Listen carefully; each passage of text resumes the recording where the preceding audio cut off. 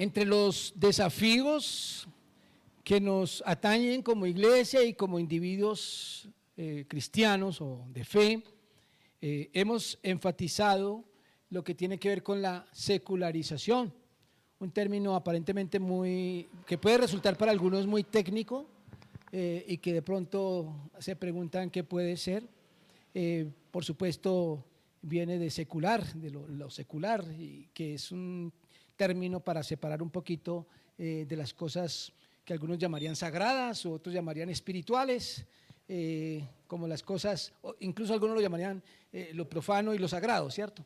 Pero para que nos enfoquemos y recordemos especialmente a qué queremos decir, hemos venido insistiendo en dos problemáticas en las que podemos caer como iglesia o como individuos cristianos.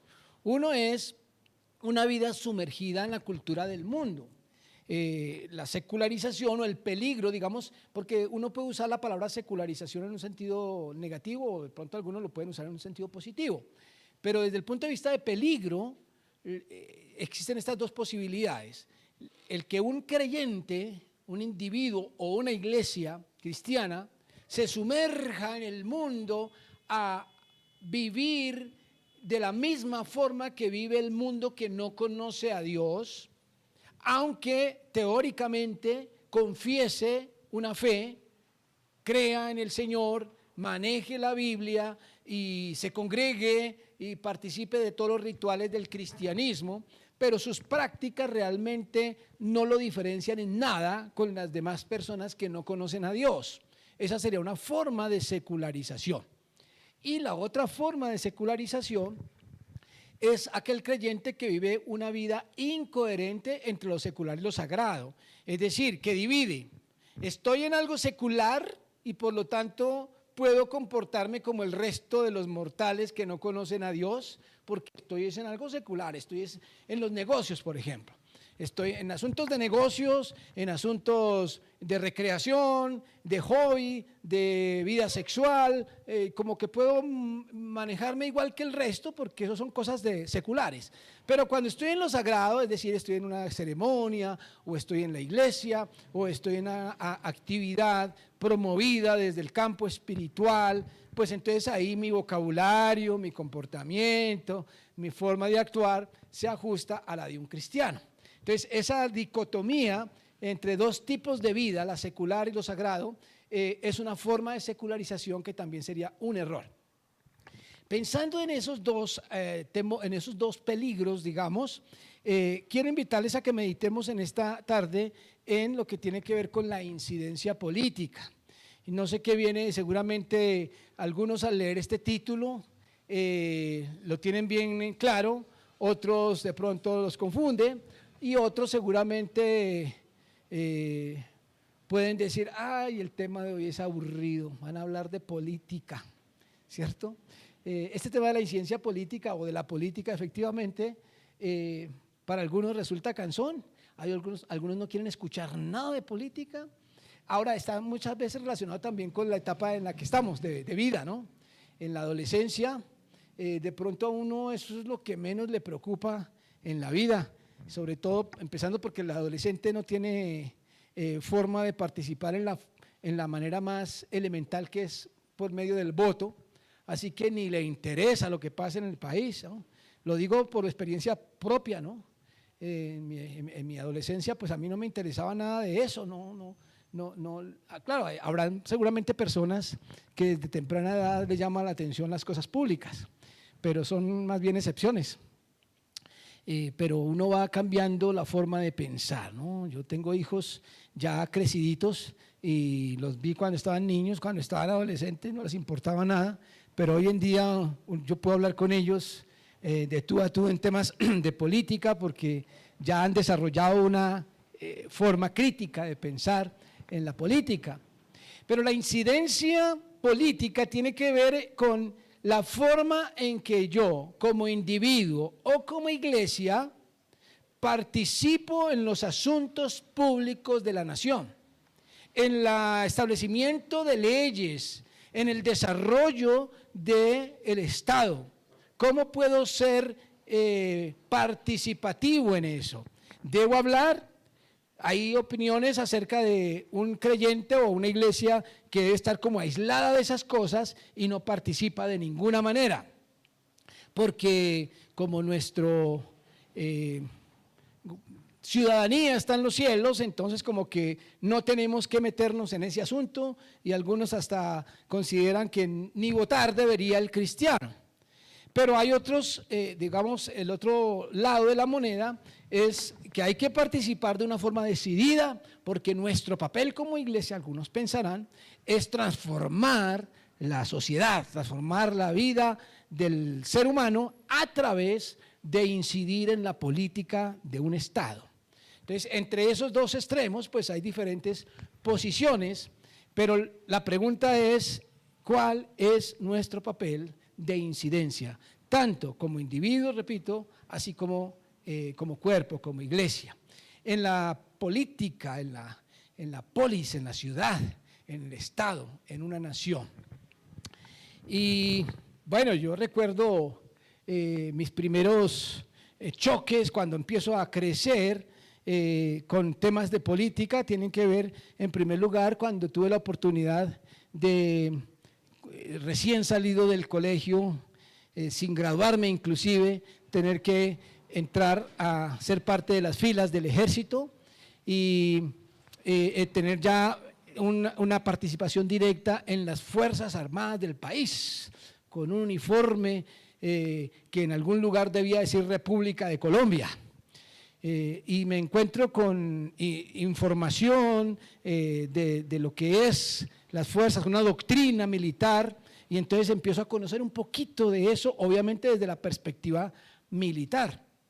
Ese fue mi primer, digamos, aprendizaje, que duró un año, y luego salgo y pienso más bien seguir mi vida sin tener nada que ver con el tema, a pesar de estar en un país que estaba viviendo las problemáticas de enfrentamientos con guerrilla, con diferentes tipos de guerrilla de la época. Estoy hablando de los años 80, y recién salido todavía del ejército, entonces me veo en la necesidad de conseguir trabajo. Y cuando tengo que conseguir trabajo, entonces la primera oferta es en una empresa pública de Bogotá. Y en esos años, no sé si todavía, pero en esos años, pues ser parte de una empresa pública, una empresa del Estado, implicaba política. Tenía que tener una palanca política para poder entrar. Y efectivamente me ofrecen, por medio de un familiar, ingresar a una empresa, y el jefe de esta familiar me da la bienvenida. Le gusta que yo sea un recién salido del ejército, porque era un hombre conservador y que no le gustaban los muchachos con pelo largo, y yo tenía el pelo recién salido del ejército, así que estaba feliz, dichoso, me dio la bienvenida, y lo primero que me dice: usted tiene que cumplir una tarea para poder entrar, y es recoger, no recuerdo el número de firmas, pero tenía que ir a buscar firmas que se comprometían a votar por él. Es decir, por su jefe político realmente. Había una participación allí política, y yo dije, no, gracias. No se lo dije a él, pero me fui pensando, ¿yo qué me voy a poner a eso? A mí no me gusta ese tema de la política. Yo no quiero tener nada, y yo que recogiendo firmas para votar por alguien. No. Llegué a la casa diciendo, no, mamá, yo no quiero saber nada de eso, yo prefiero seguir aquí sentado. Y entonces, no, pero ¿cómo se va a quedar sin trabajar? Entonces, muestra a ver el papel, y ella se puso con mis hermanas y familiares a recoger las firmas y llenaron el tablet. Yo no hice nada, y fui, llevé la lista, bienvenido a la empresa de energía eléctrica de Bogotá. Así que empiezo yo a trabajar, y cuando estoy en esos 2 meses de prueba, sin terminarlos, se me acerca un directivo de los trabajadores y me dice, firme aquí para que se haga parte del sindicato de la empresa. Y yo, no, yo no quiero, no, ¿qué sindicato es? ¿Para qué es?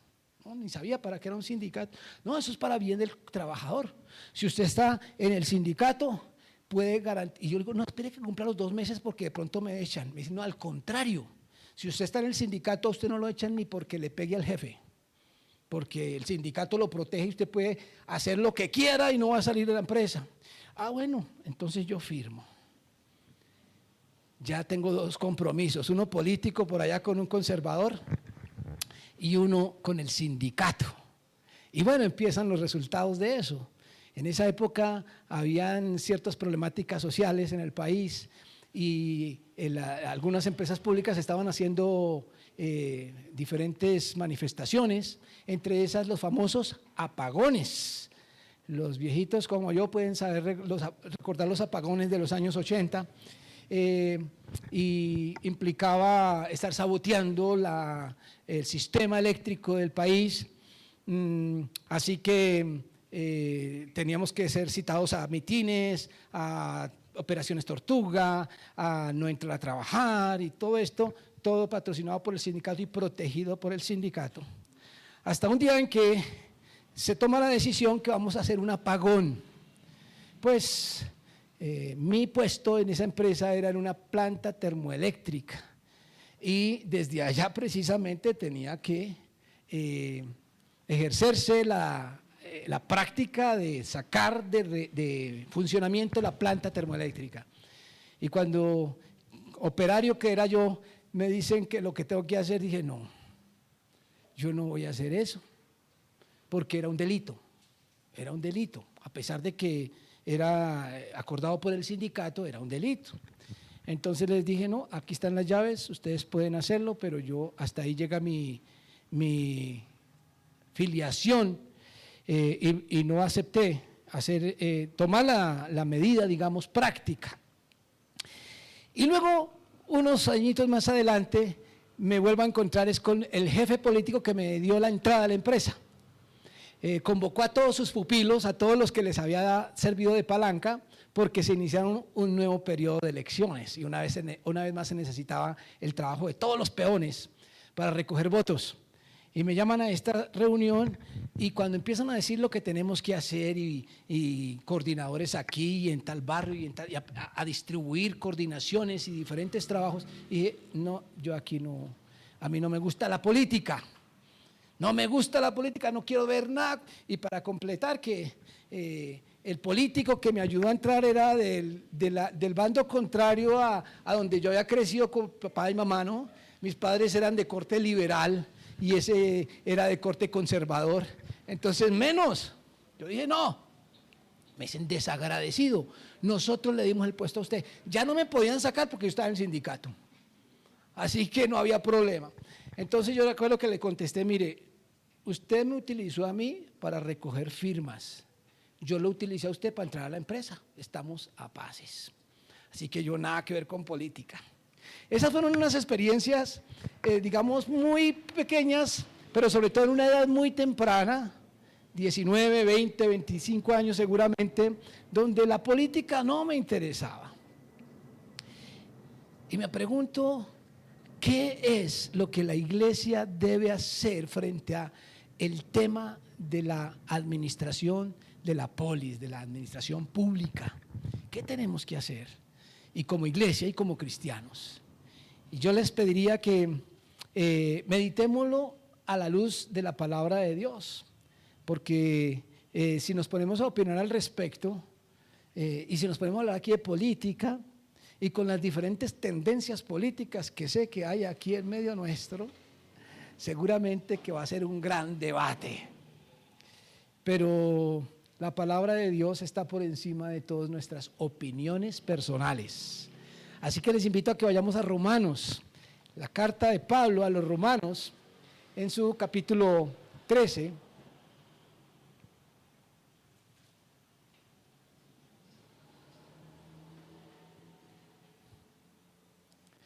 Romanos capítulo 13, versículos 1 al 10. Romanos 13, 1 al 10. Yo voy a leerlo aquí en la versión Reina Valera, pero quiero hacerlo con una advertencia de por medio o de antemano. Y es que es un texto ofensivo. Espero que no hayan aquí personas muy delicadas. Pero lo voy a decir como está en la Biblia, ¿cierto? Pero es ofensivo. Hay textos que uno no quisiera leer o que empieza a buscarle como evasivas para que no diga lo que de pronto está diciendo. Puede ser doloroso, pero por favor no se vaya a ir antes de que yo termine, por más que le ofenda. A ver con qué terminamos, ¿cierto? Dice, sométase. Desde la primera palabra ya empieza a ser ofensivo, ¿cierto? Con lo que duele el sometimiento. Sométase toda persona a las autoridades superiores, porque no hay autoridad sino de parte de Dios, y las que hay por Dios han sido establecidas. De modo que quien se opone a la autoridad, a lo establecido por Dios resiste, y los que resisten acarrean condenación para sí mismos. Porque los magistrados no están para infundir temor al que hace el bien, sino al malo. ¿Quieres pues no temer la autoridad? Haz lo bueno y tendrás alabanza de ella, porque es servidor de Dios para tu bien. Pero si haces lo malo, teme, porque no en vano lleva la espada, pues es servidor de Dios, vengador para castigar al que hace lo malo. Por lo cual es necesario estarles sujetos, no solamente por razón del castigo, sino también por causa de la conciencia. Pues por esto pagáis también los tributos, porque son servidores de Dios que atienden continuamente a esto mismo. Pagad a todos lo que debéis, al que tributo, tributo, al que impuesto, impuesto, al que respeto, respeto, al que honra, honra. No debáis a nadie nada, sino el amaros unos a otros, porque el que ama al prójimo ha cumplido la ley. Porque no adulterarás, no matarás, no hurtarás, no dirás falso testimonio, no codiciarás, y cualquier otro mandamiento en esta sentencia se resume: amarás a tu prójimo como a ti mismo. El amor no hace mal al prójimo, así que el cumplimiento de la ley es el amor. ¿Cómo les parece? ¿Un poquito incómodo? Porque... Y sobre todo en un contexto, y precisamente por eso lo estamos trayendo a colación, porque son desafíos modernos. Estamos viviendo una época en la que el sometimiento es visto como algo indigno del ser humano.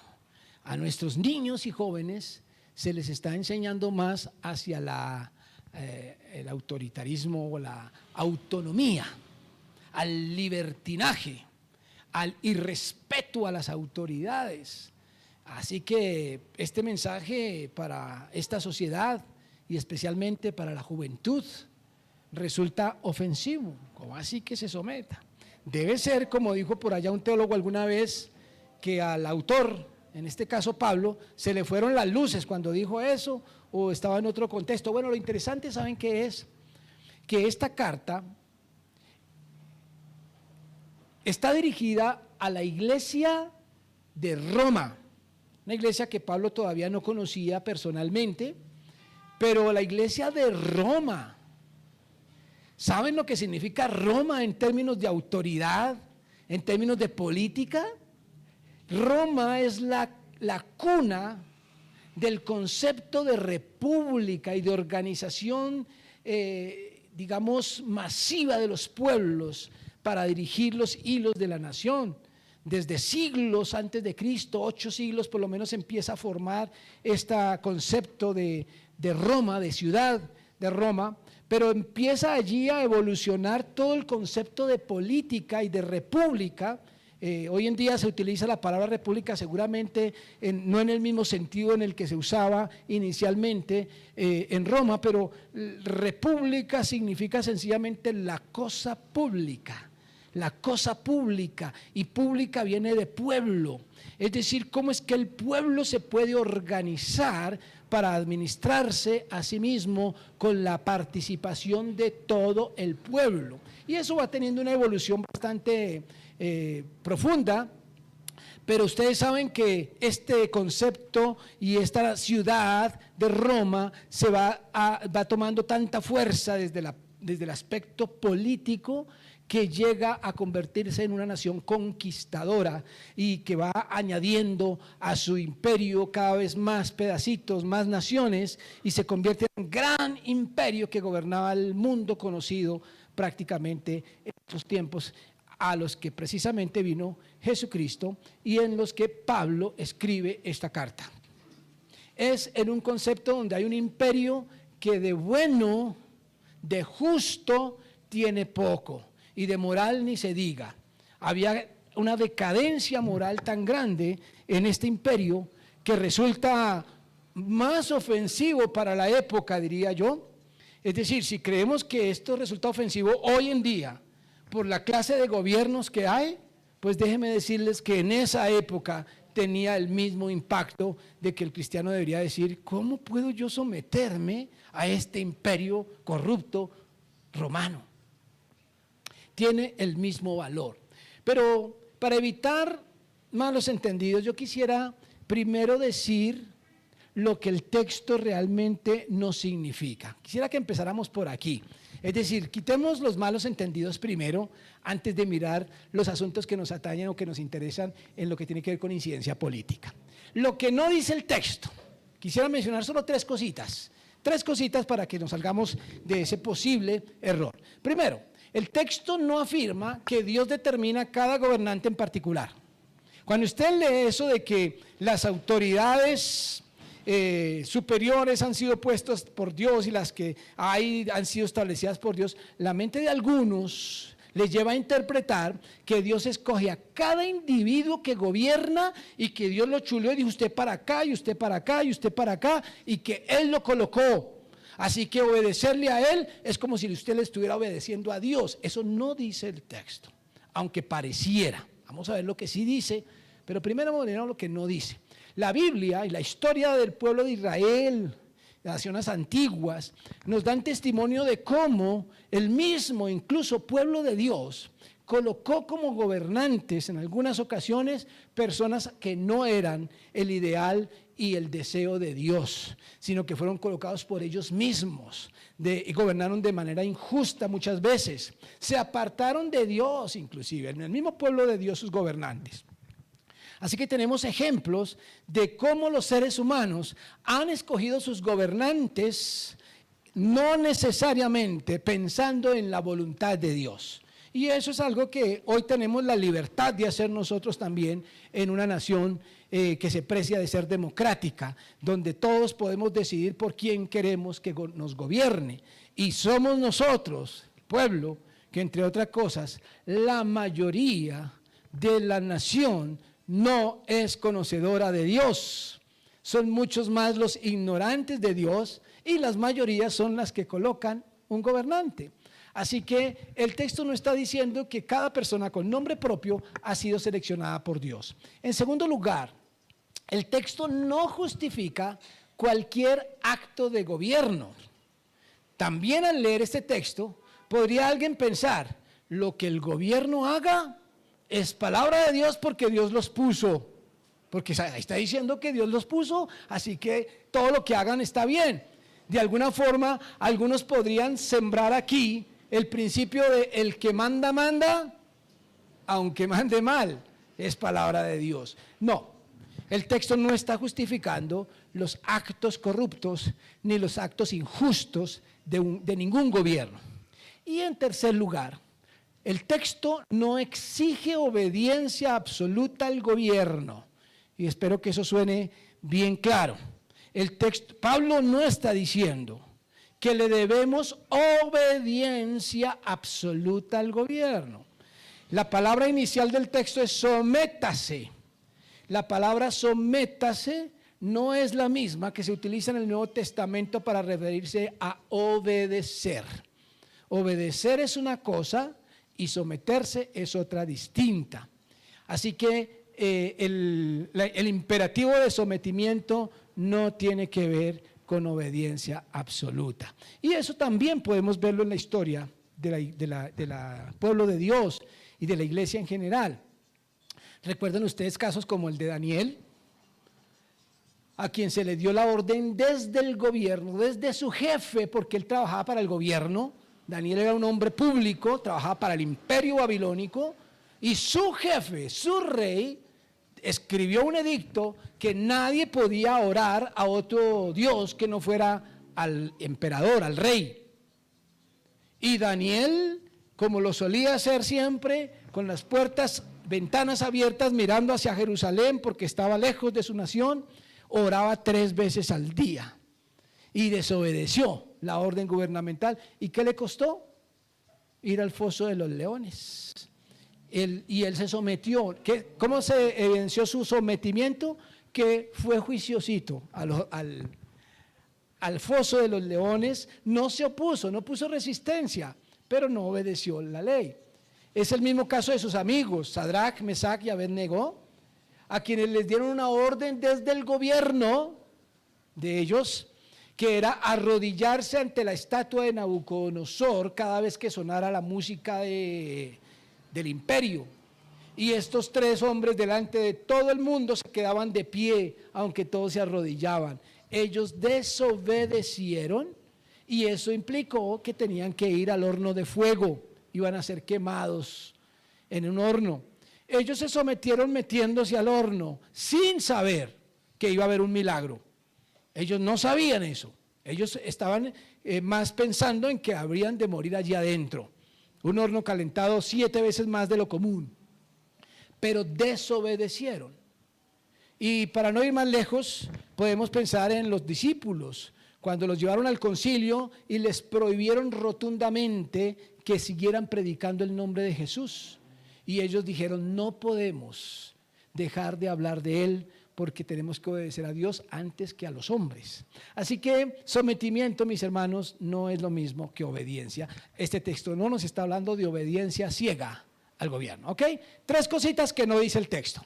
Miremos lo que de pronto sí dice y nos interesa a nosotros. Volvamos a mirar entonces, y hay tanto que dice acá que no tendríamos el espacio para hablar de todos los detalles. Y permítanme mencionarles de una vez como la idea, y es 7 cosas que sí dice el texto. 7 asuntos que son importantes que tengamos en cuenta cuando pensamos en incidencia política como iglesia o como cristianos. La primera, miremos 2 versículos, dice, sométase toda persona a las autoridades superiores porque no hay autoridad sino de parte de Dios, y las que hay por Dios han sido establecidas. De modo que quien se opone a la autoridad, a lo establecido por Dios resiste, y los que resisten acarrean condenación para sí mismos. Como lo mencionaba entonces, aquí no está diciendo que cada individuo que gobierna fue colocado por Dios. Lo que nos está diciendo es que el concepto de autoridad, la idea de que el mundo tenga gobernadores, líderes, organización, esa es una idea divina. Es plan de Dios que la humanidad tenga sus gobernantes. A eso se refiere cuando dice que la autoridad es puesta por Dios. Es no el individuo, sino el concepto de autoridad. En este mundo donde es más común el alejamiento de Dios que la relación con Dios, Dios quiere que de alguna forma podamos vivir un poquito acomodados a pesar de esa ignorancia de Dios. Recuerden ustedes que en el Antiguo Testamento había un pueblo elegido por Dios, el pueblo de Israel. Y Dios quería que el pueblo de Israel fuera dirigido, gobernado por leyes que incluso cayeron del cielo. Se les fueron dadas a Moisés unas leyes, y habían esas leyes allí, habían unos líderes puestos por Dios, eso sí. Pero en el resto del mundo, ¿qué? Dios quería que el resto del mundo también estuviera un poquito más ordenado. Así que establece el concepto de autoridad. Lo que Pablo nos está diciendo aquí es que Dios fue quien se inventó el concepto de autoridad. Y que por lo tanto querer vivir sin autoridad, la anarquía, es contrario a la voluntad de Dios, y a eso se refiere cuando dice los que se resisten acarrean condenación. Podríamos entender la condenación como un castigo de Dios, pero también más bien como ser víctimas de nuestro propio invento. Vivir desordenadamente, vivir sin ley, vivir sin justicia humana, trae perjuicio al mismo ser humano, y tal vez a eso también se pueda referir la condenación o el juicio, porque la palabra exacta es juicio contra sí mismos. Solamente de tantas cosas que hay aquí quiero hablar del primer asunto, y es este. La gobernanza es una idea divina para bien humano. Partamos, cosas que queden claras, digamos. Es decir, que haya gobernanza, que haya autoridad, que haya liderazgo, es plan de Dios. Por eso la invitación a los creyentes en la carta, no al mundo, porque esto está dirigido a la iglesia, a que respetemos o a que nos sometamos a las autoridades, porque esa idea de tener una autoridad fue de Dios. Versículos 3 y 4 dice: porque los magistrados, es decir, los gobernantes, más exactamente la palabra significa, no están para infundir temor al que hace el bien, sino al malo. ¿Quieres pues no temer a la autoridad? Haz lo bueno y tendrás alabanza de ella, porque es servidor de Dios para tu bien. Bueno, cuando uno lee estos versículos, seguramente algunos están diciendo, sobre todo, ¿cierto? Porque uno dice que los magistrados están para infundir temor al que hace el bien, no al que hace el bien, sino al que hace lo malo, y uno se pone a pensar en ejemplo y dice, eso como que no es tan cierto. Bueno, no es que no sea cierto, es que lo que Pablo nos está describiendo es el proyecto de Dios, el deseo de Dios, es decir, para qué Dios estableció las autoridades. Que los individuos que gobiernan no cumplan con el proyecto de Dios, eso es otra cosa. Pero aquí está estampado lo que Dios pretende con la gobernanza, y es que haya justicia, es decir, al bueno se le premie y al malo se le castigue, ¿cierto? Eso es lo que está diciendo, y eso para bien, como termina diciendo, para tu bien. Dos cositas podemos decir de estos dos versículos. La primera, en este caso la segunda cosa que vamos a mencionar, es que si bien el gobierno define las leyes, que es su papel, lo bueno y lo malo lo define Dios. Cuando pensamos en hacer lo bueno o lo malo, no podemos basarnos en las leyes del país, porque esto está dirigido a la iglesia. Lo bueno y lo malo se establece de acuerdo a la palabra de Dios. El Congreso de la República, para nuestro caso, o la Corte Constitucional no nos van a decir lo que es bueno y lo que es malo, que entre otras cosas cambia con los tiempos. Algo que hace 10 años era malo, hoy es bueno. Uno nunca sabe cuánto va a durar una ley y cuando descubren que se han equivocado y la cambian.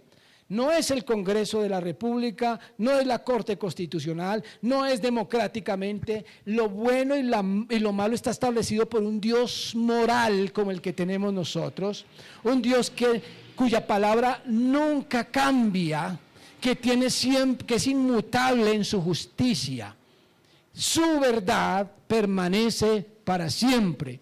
Es con base en la verdad de la palabra de Dios que nosotros podemos definir lo que es bueno y lo que es malo. No importa lo que el gobierno defina como ley. Es muy importante tener en cuenta cuando hablamos de hacer lo bueno y hacer lo malo, que a quién le vamos a preguntar qué es lo bueno y qué es lo malo. Y al único que le podemos preguntar es a Dios mismo a través de su palabra. Pero también, con base en estos versículos, en tercer lugar, someterse al gobierno es responder por tus actos, sean buenos o malos. Es decir, cuando habla aquí de someterse y dice que el magistrado o el gobernante o la ley está para infundir temor, sí, pero al que hace lo malo, quiere decir que el ciudadano, creyente o no, tiene que responderle a las autoridades, tiene que responderle a la ley, tiene que responderle al gobierno por sus actos, sean buenos o sean malos. Tiene que haber una disposición a dar respuesta, a dar cuentas. Estamos creciendo en esa anarquía que te dice o que le dice a los niños y jóvenes que las autoridades son para burlarse de ellas.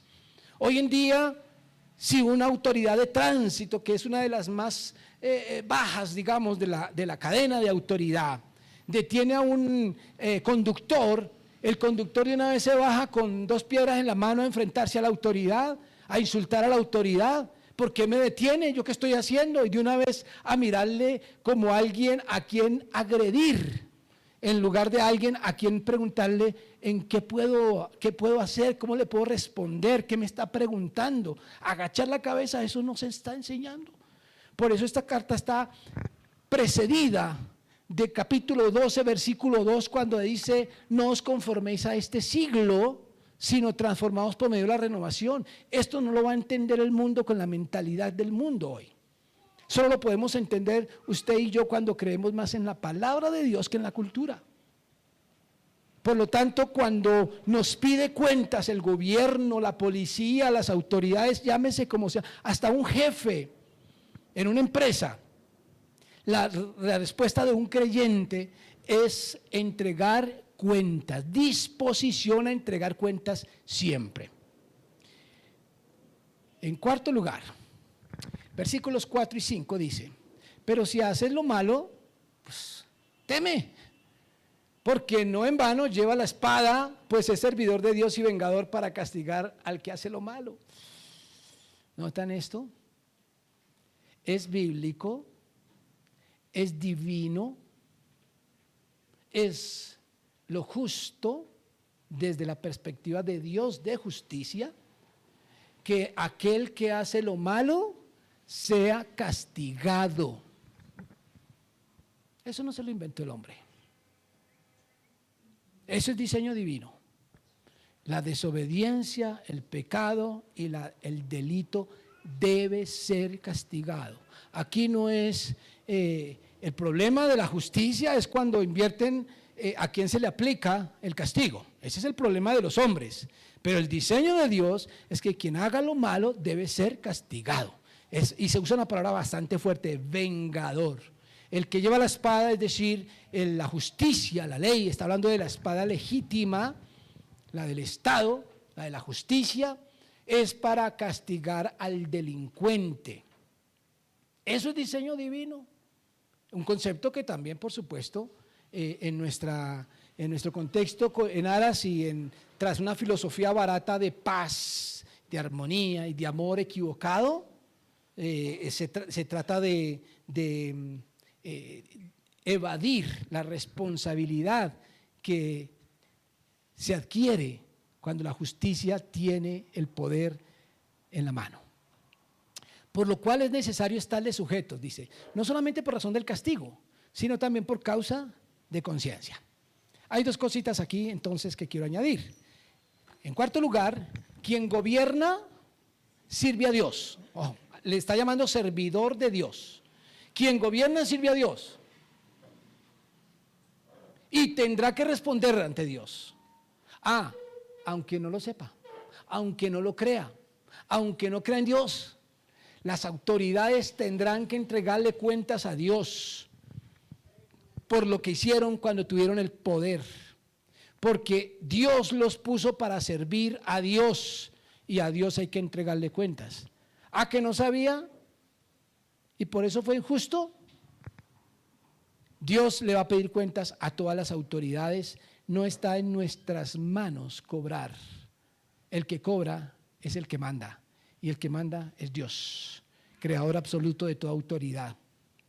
Y por otro lado, el malo debe enfrentar la ley. El bueno debe responder a su conciencia.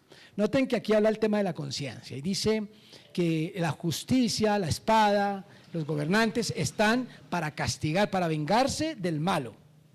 Pero luego le dice al creyente, a la iglesia, que por lo tanto debemos someternos, pero dice no solamente por razón del castigo.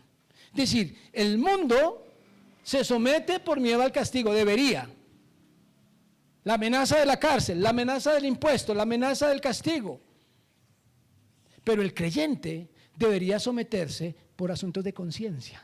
¿Cuál conciencia? No podemos encontrar conciencia en quien no conoce a Dios. Conciencia la tiene el que ha sido transformado por Jesucristo y que sabe la diferencia entre lo bueno y lo malo. Así que él puede actuar en conciencia, de tal forma que en primer lugar hace lo bueno porque es consciente, no porque tiene una pistola o una espada apuntándole. Pero en segundo lugar, hace lo que es bueno aunque el gobierno mande a hacer otra cosa. Por eso nosotros hablamos de objeción de conciencia. Si el gobierno o las leyes me piden hacer algo que está en contra de la voluntad de Dios, usted no solamente tiene la libertad, tienes la obligación de desobedecer. No es una libertad ni un derecho, es una obligación. Porque a Dios se le obedece antes que a los hombres. En sexto lugar, versículos 6 y 7 dice: pues por esto pagáis también los tributos, porque son servidores de Dios que atienden continuamente a esto mismo. Pagad a todos lo que debéis. Al que tributo, tributo. Al que impuesto, impuesto. Al que respeto, respeto. Al que honra, honra. Bueno, hay una mención aquí acerca de pagar tributos o impuestos, cosa que ha existido siempre, especialmente hablamos en el concepto precisamente de república. Y aquí nos invita a pagar. Siempre he insistido en que cuando leamos la Biblia busquemos los imperativos. Comenzamos con un imperativo: sométase. Aquí hay otro imperativo clave: pagad a todos lo que debéis. Pero yo les pregunto, en lo que hemos leído desde el versículo 1 hasta aquí, ¿ha usted encontrado algo que tenga que ver con sus derechos? ¿Ha dicho Pablo algo sobre derechos que tenemos? Es muy interesante y es algo que he tenido como reto siempre buscar en la Biblia y no he podido encontrar, donde se nos habla de derechos que tenemos que defender. No los he encontrado, y si usted los encuentra le pido que me ayude. Pero aquí, por lo menos en este texto, mientras no ha hablado nada de derechos, en cambio aquí nos viene a hablar de deberes. Pague al que tributo, tributo, al que impuesto, impuesto, al que respeto. O sea, debemos. Los deberes están primero que los derechos. ¿Usted quiere incidir en este país como individuo, como iglesia? Piense primero en lo que tiene que aportar, que en lo que el gobierno o el Estado o la sociedad o el mundo le debe a usted. Pero ¿cuántos hay que están inclusive en cargos públicos, inclusive sentados en tronos de dirección en países, y están buscando ellos desde su condición de líderes y de gobernantes evadir impuestos, no cumplir con sus deberes con el pueblo, porque lo que quieren es utilizar los cargos para su propio beneficio, porque todo el mundo vive pensando en derechos, derechos y derechos. En esta nueva mentalidad del cristiano, los deberes están por encima de los derechos. Y número 7, terminan los versículos 13, 8 al 10 diciendo, una vez más, no debáis a nadie nada. Pero cierra de una forma romántica, aparentemente, sino el amaros unos a otros, porque el que ama al prójimo ha cumplido la ley. Porque no adulterarás, no matarás, no hurtarás, no dirás falso testimonio, no codiciarás. Y cualquier otro mandamiento en esta sentencia se resume: amarás a tu prójimo como a ti mismo. ¿Usted no se sabe los 10 mandamientos? No se preocupe, apréndase uno: el amor. Si usted se aprende ese mandamiento, cumple los demás sin darse cuenta. Y esto, aunque aquí está hablando de la ley de Moisés, y por eso hace una lista allí de algunos de esos mandamientos, permítame decirle que esto aplica a también la ley del Estado. ¿Quién se conoce la constitución política de este país? Nadie, ¿cierto? Es muy largo. No necesita usted saber nada de la constitución política si usted ama a su vecino, si usted ama a su prójimo, si usted ama a la nación. El amor reemplaza el aprendizaje de la Constitución. ¿Quién conoce el Código de Policía de Bogotá? ¿O eso es nacional? ¿El Código de Policía es nacional? ¿Sí? ¿Dónde están los abogados? Bueno, ¿quién conoce el Código de Policía? Usted no necesita. Si usted ama a su prójimo, por ejemplo, no va a colocar un música a medianoche a todo volumen para dañarle el sueño a su vecino. Y no necesita que le vengan a decir en qué artículo está prohibido eso, sino que usted siente amor por su vecino, por su prójimo.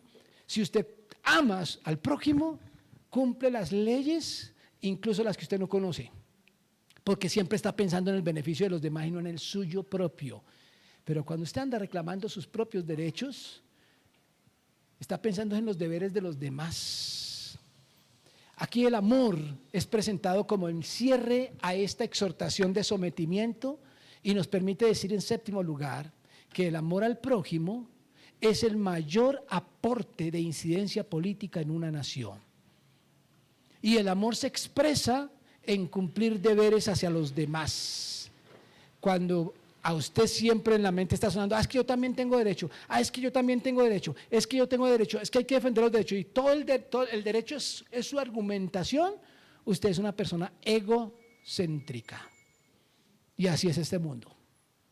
Pero cuando usted vive repitiendo, debo hacer en beneficio de los demás sus responsabilidades, eso es amor, porque está pensando más en el beneficio de los demás que en los suyos. Y esa es la mejor forma de participar en política. Si hay algo que identifica a la mentalidad política de este mundo, es el egoísmo, la búsqueda de ganar, de competencia. Así que, mis hermanos, el amor es el mayor aporte de incidencia. Permítanme terminar haciendo mención, entonces, como forma de conclusión, qué es sometimiento del creyente. Con base en todo lo anterior, y no solamente con base en lo anterior, sino en el Evangelio completo, en el Evangelio de Jesucristo. ¿Sí? Voy a ampliarme aquí un poco para no leerlo todo, pero permítame resumirlo en estas afirmaciones que vamos a hacer. ¿Cómo manifestar el sometimiento? Estoy hablando del sometimiento en el sentido político, público, ¿no? A la nación. Primero, nunca el creyente hace uso de la violencia. En términos de incidencia política, ¿ok? No voy a ampliarme a todo lo demás, que ya se ha hablado en otros momentos. En términos de incidir en la política pública, el creyente nunca hace uso de violencia. Usted como iglesia que es y como creyente que es, jamás debe levantar una piedra del piso para lanzarla en una manifestación, porque el creyente no hace uso de la violencia. Se mirará usted las manos y dirá, las tengo limpias, pero le invito a que se mire la lengua, porque la principal herramienta de violencia política es la lengua. El creyente nunca hace uso de la violencia ni con la lengua. En segundo lugar, el creyente nunca hace algo ilegal. Nunca hace algo ilegal. Por conciencia, siempre está pensando en hacer lo correcto y decir siempre la verdad. Y mirar qué es lo legalmente establecido. Y aunque a usted, porque ya hemos dicho que no es lo mismo obedecer, ¿no? Pero ojo, la desobediencia no es por capricho. La desobediencia es porque te toque desobedecer a Dios. Pero mientras la ley no te lleve a ofender o a negar a Dios, debes someterte a las leyes, aunque a ti no te gusten esas leyes. En tercer lugar, el creyente no toma la ley en sus propias manos. Hay formas legítimas de interferir. Nuestros ejemplos máximos, obviamente, Jesucristo, quien respondió a las autoridades, como diciendo, por ejemplo, ¿por qué me pegas? Preguntando, no respondiendo con otra bofetada, sino diciendo, ¿por qué me pegas? O como un Pablo, por ejemplo, apelando a César, cuando lo querían juzgar, cuando lo querían condenar, y él apela a César, utilizando medios legítimos, no tomando la ley en sus propias manos, sino apelando a lo legal. En cuarto lugar, no obedecer leyes humanas que impliquen desobedecer a Dios. Ojo, que impliquen desobedecer a Dios.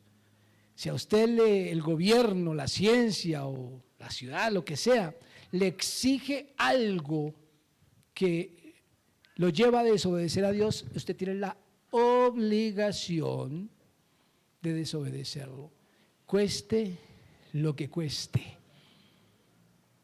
Es una obligación. Si a usted por desobedecer las leyes de este país, por obedecer a Dios, lo van a echar a la cárcel, vaya tranquilo y diga que yo le dije.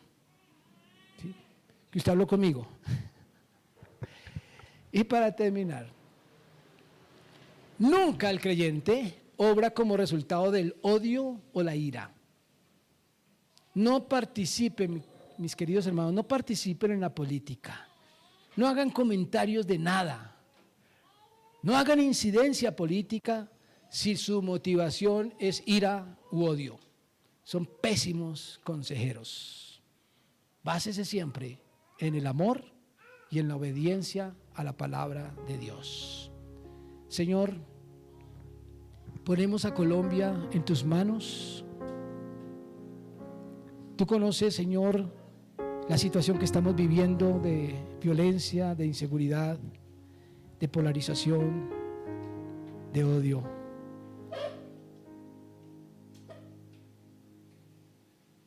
Te rogamos, Señor, que tú utilices a la iglesia, al creyente, para comunicar un mensaje distinto a través del amor.